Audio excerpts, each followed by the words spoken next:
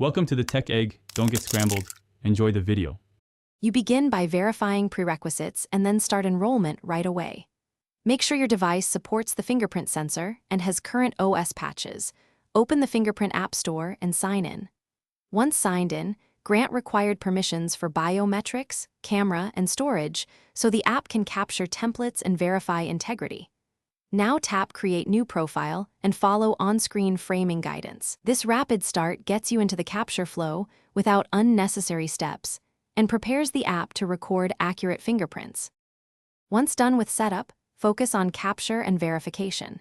You position the finger at about a 45 degrees angle and cover the sensor center. The app's live preview helps you align consistently.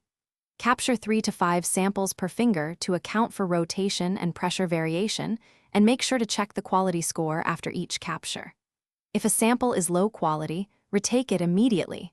Once the average score reaches around 80% or higher, you save the template. This builds a reliable, usable biometric profile. To finish, you name the profile, enable sync or encrypted backup, and then test the unlock and authorization flows at least twice. Make sure to try slightly different angles so you confirm robustness. If you see occasional failures, reduce sensitivity or add additional samples.